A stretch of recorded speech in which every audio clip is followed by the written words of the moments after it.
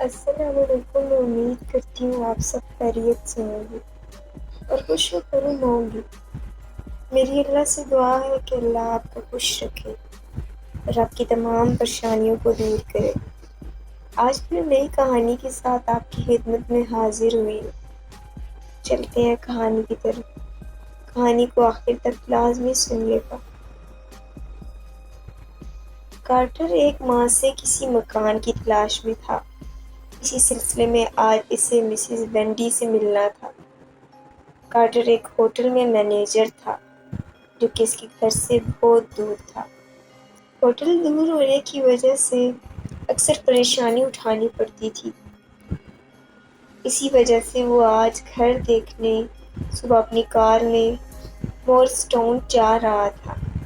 کار میں اس کے ساتھ سیٹ پر اس کی خوبصورت بیوی مراجمان تھی اور کار کی پچھلی نشست پر اس کی گڑیا سی بیٹی وانیا بیٹھی ہوئی تھی، اپنے کھلونوں سے کھیل رہی تھی۔ وانیا کے ہاتھ میں ایک گڑیا بھی تھی جو کسی مصروف کیے ہوئے تھی۔ وانیا ہر وقت گڑیا کو ساتھ چپکائے رکھتی تھی۔ گاڑی اپنی مخصوص رفتار کے ساتھ منزل کی جانب رواں دواں تھی کہ اس کی بیوی کارٹر کی جانب دیکھتے ہوئے کہنے لگی، ہمیں گھر مل تو جائے گا نا؟ ہاں ضرور مل جائے گا۔ تم کیوں فکر کر رہی ہو انجلی؟ کارٹر نے پیار بھرے لہجے میں جواب دیا۔ انجلی بھی کارٹر کے جواب سے مطمئن سی نظر آنے لگی۔ اتنے میں پچھلی سیٹ پر بیٹھی وانیا کہنے لگی، پاپا نئے گھر میں میری گڑیا کے لیے بھی روم ہوگا نا؟ ہاں ضرور مل جائے گا۔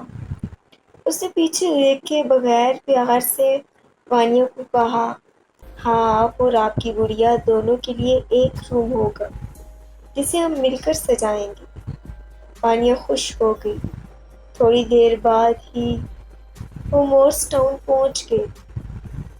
اس نے گھر کے نزدیک پہنچ کر گاڑی روکی اور پھر انجلی گاڑی سے باہر نکل آئی اور وانیا کو بھی گاڑی سے اتارا۔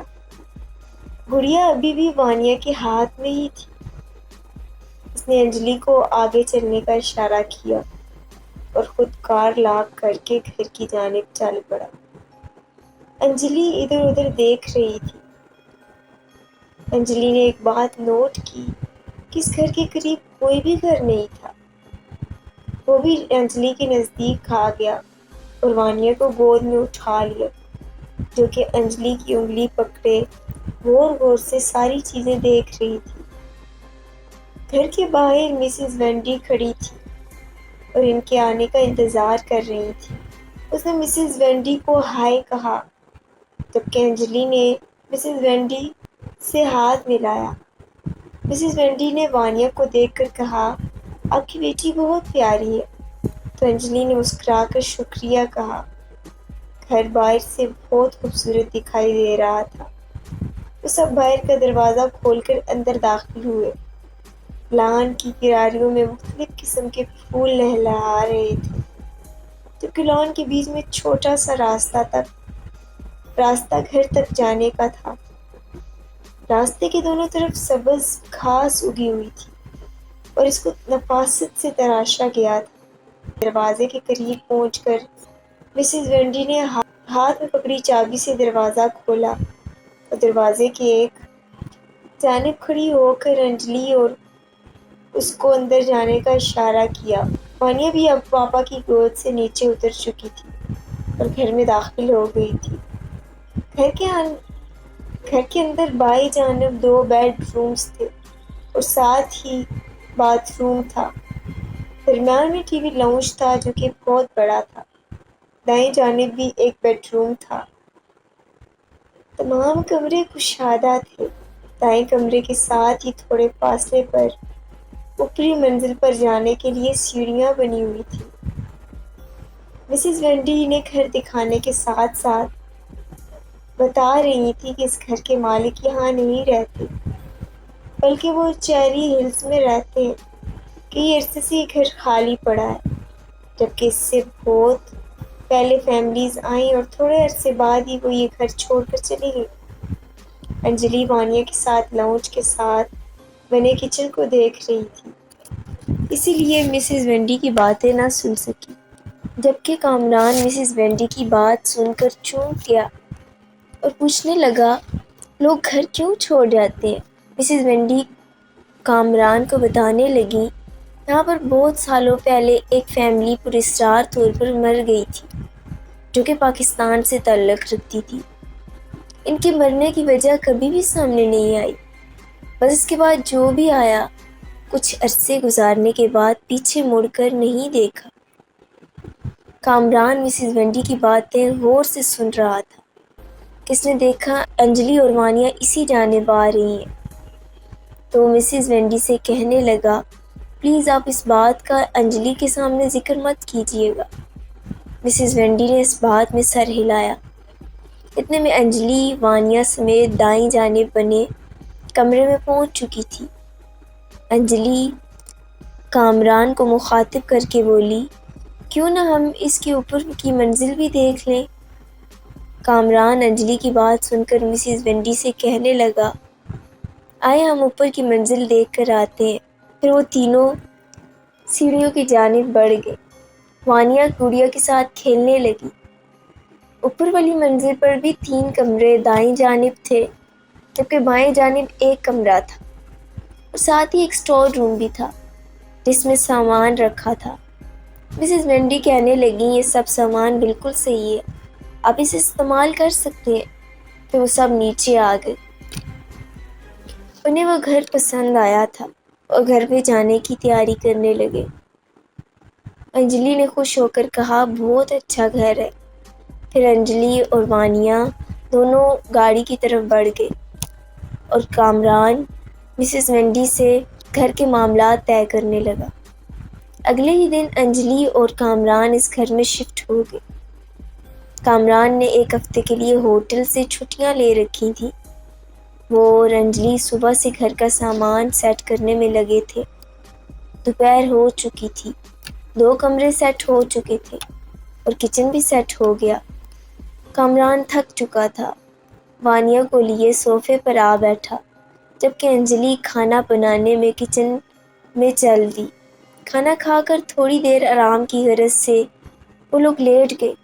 اب وانیا اور کامران سو چکے تھے، جبکہ انجلی کو نیند نہیں آ رہی تھی۔ وہ اٹھی اور اوپر کی منزل کی جانب چل دی۔ کھڑکیوں سے روشنی لاؤنج میں پڑ رہی تھی۔ انجلی کھڑکی کی جانب آئی اور کھڑکی کھول کر باہر دیکھنے لگی۔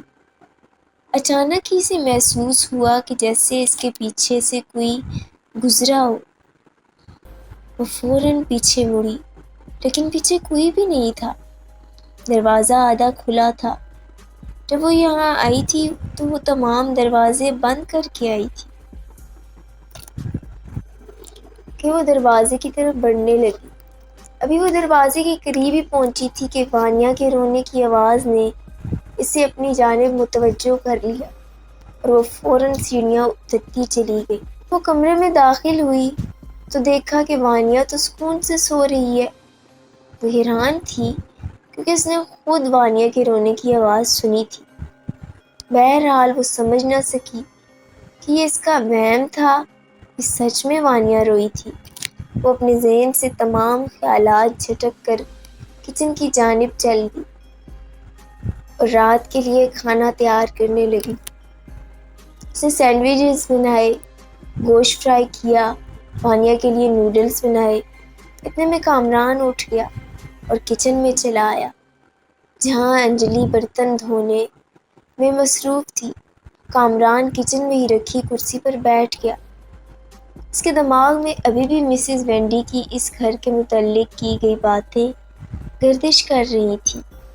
وہ سوچنے لگا کہ یہ سب انجلی کو بتانا مناسب رہے گا، پھر خود ہی اپنے خیال کو جھٹک دیا، کہیں انجلی یہ سب سن کر ڈر نہ جائے۔ انجلی نے برتن ٹیبل پر لگانے شروع کر دیے۔ وانیا بھی اٹھ چکی تھی۔ تینوں کھانا کھانے میں مصروف ہو گئے۔ رات کے 9 بج چکے تھے۔ کچھ دیر تک باتیں کرتے رہے۔ پھر سونے کے لیے چل دیے۔ انجلی وانیا کو اس کے روم میں سلا کر آئی۔ انجلی تھک چکی تھی۔ بیڈ پر لیٹتے ہی نیند کی آغوش میں چلی گئی۔ رات کا نہ جانے کون سا پہر تھا۔ انجلی کی آنکھ ایک زور کی چیخ سے کھل گئی۔ وہ ڈر گئی، کمرے کی جانب گئی کہ کہیں وانیا رو نہ رہی ہو۔ لیکن جب وانیا کے کمرے میں گئی تو دیکھا کہ وانیا اپنی گڑیا اپنے سامنے رکھے اس سے باتیں کرنے میں مصروف تھی۔ اس کی حیرت کی انتہا نہ رہی جب اس نے دیکھا کہ گڑیا نے وانیا کی بات کا جواب دیا اور اس کے ہونٹ بھی ہلے۔ وہ بھی یقینی سے کبھی وانیا اور کبھی گڑیا کو دیکھ رہی تھی۔ اسے اپنی آنکھوں پر یقین نہیں آ رہا تھا کہ جو منظر اس نے دیکھا ہے وہ حقیقت ہے یا اس کا وہم۔ وہ وانیا کے بیڈ کی جانب آئی لیکن اب گڑیا بالکل ساکت تھی۔ انجلی وانیا سے کہنے لگی، تم ابھی اس گڑیا سے باتیں کر رہی تھی؟ وانیا بولی، ماما مجھے نیند نہیں آ رہی تھی اس لیے میں گڑیا سے باتیں کر رہی تھی۔ انجلی کہنے لگی، بیٹا اب صبح کھیلنا، ابھی سو جاؤ۔ انجلی بھی وانیا کے ساتھ لیٹ گئی۔ کچھ دیر پہلے کا منظر اب بھی انجلی کے ذہن میں تھا۔ کچھ ہی دیر بعد وانیا پھر سے گہری نیند میں تھی جبکہ ساتھ ہی اس کی گڑیا بھی لیٹی ہوئی تھی۔ انجلی آرام سے اٹھی اور ڈرتے ڈرتے گڑیا کو اٹھایا اور لاؤن میں پڑے صوفے پر رکھ دیا اور خود اپنے کمرے میں آ گئی۔ اس نے سوچا کہ یہ وہ بات کامران کو بتا دے، لیکن کامران گہری نیند میں تھا، لہٰذا انجلی نے اس وقت اٹھانا مناسب نہ سمجھا اور بستر پر لیٹ گئی۔ صبح 10 بجے کامران اٹھا تو انجلی کچن میں وانیا کو ناشتہ کروا رہی تھی۔ کامران کچن میں آیا تو انجلی نے اسے کافی کا کپ دیا اور ساتھ ہی بریڈ اور مکھن ٹیبل پر رکھ دیا۔ کامران ناشتہ کرنے لگا۔ انجلی نے ناشتے سے فارغ ہو کر اوپر والی منزل کو سیٹ کرنے کا ارادہ کیا جبکہ وانیا کامران کے پاس ہی رہ گئی۔ اسٹور روم میں انجلی داخل ہوئی اور ایک ایک کر کے چیزیں دیکھنے لگی۔ اسٹور میں رکھی الماری کو کھولا ہی تھا کہ ساتھ والے کمرے سے آواز آئی تو وہ فوراً باہر آئی اور ساتھ والے کمرے کا دروازہ کھولا۔ اندر فرش پر ہر طرف خون ہی خون بکھرا پڑا تھا۔ ڈر کے مارے انجلی کی چیخ نکل گئی۔ کامران فوراً اوپر آیا۔ انجلی چیخے جا رہی تھی۔ کامران اسے جھنجھوڑنے لگا۔ انجلی اکلاتے ہوئے کہنے لگی، وہ خون، یہاں خون تھا کامران، اور وہ رونے لگی۔ کامران کہنے لگا، انجلی کوئی خون نہیں ہے یہاں، تمہارا وہم ہے۔ انجلی نفی میں سر ہلانے لگی اور کہنے لگی، میں نے دیکھا ہے، ہر طرف خون ہی خون تھا۔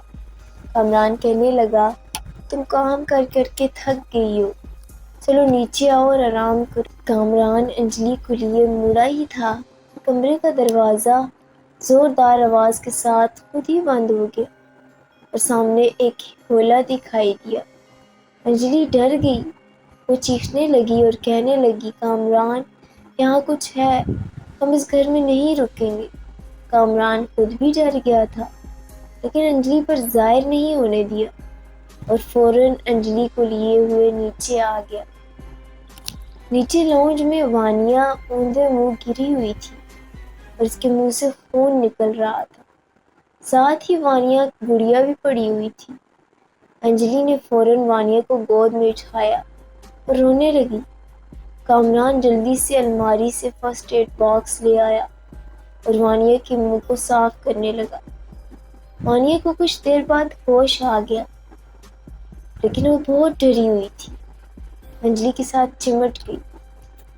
اچانک تمام کھڑکیاں زور زور سے ہلنے لگیں اور ایک بھیانک آواز سنائی دی، چلے جاؤ یہاں سے۔ وانیا پہلے ہی ڈری ہوئی تھی، پھر سے رونے لگی۔ انجلی نے اسے زور سے اپنے ساتھ چمٹا لیا۔ کامران نے انجلی کو اپنے ساتھ چلنے کو کہا۔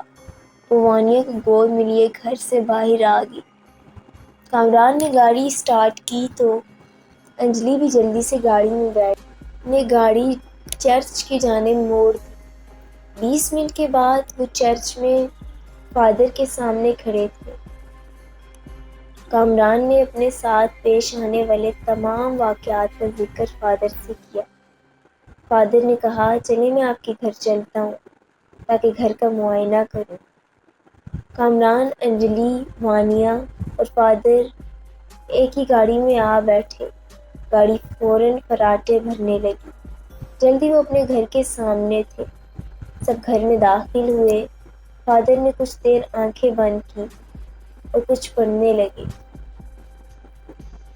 5 منٹ تک وہ یوں ہی کچھ پڑھتے رہے، پھر آنکھیں کھول دی اور کامران کو بتانے لگے، بہت عرصے پہلے یہاں ایک عورت اپنے شوہر کے ساتھ رہتی تھی۔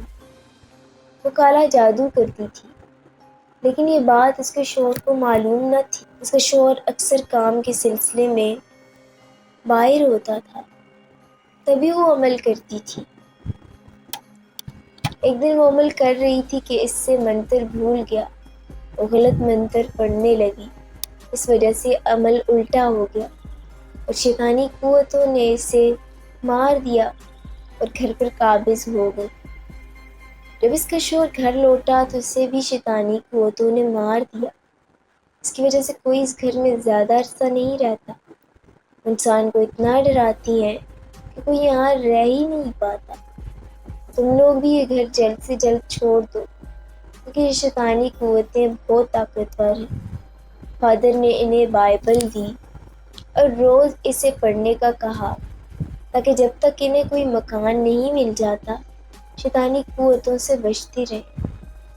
پھر فادر چلے گئے۔ اگلے ہی دن کامران نے ایک دوست سے رابطہ کیا اور اسے اپنی پریشانی کے بارے میں بتایا، تو اس کے دوست جارج نے اسے بتایا کہ چند دن پہلے میرے گھر سے 2 گلی چھوڑ کر ایک گھر خالی ہوا۔ کامران اسی دن جارج کے ساتھ اس گھر کے مالک سے ملا اور تمام معاملات طے کر کے وہ گھر خرید لیا۔ شام تک انہوں نے مورس ٹاؤن والا گھر چھوڑ دیا اور یہاں شفٹ ہو گئے۔ اب انجلی، کامران اور وانیا اس گھر میں بہت خوش ہیں۔ پرانے گھر کو فادر کے کہنے پر اس گھر کے مالک نے بند کر دیا، جبکہ فادر نے اس کے گھر کے گرد ایک مضبوط حصار باندھ دیا تاکہ وہ آسیبی قوتیں کسی کو نقصان نہ پہنچائیں اور کوئی اس کے قریب بھی نہ جائے۔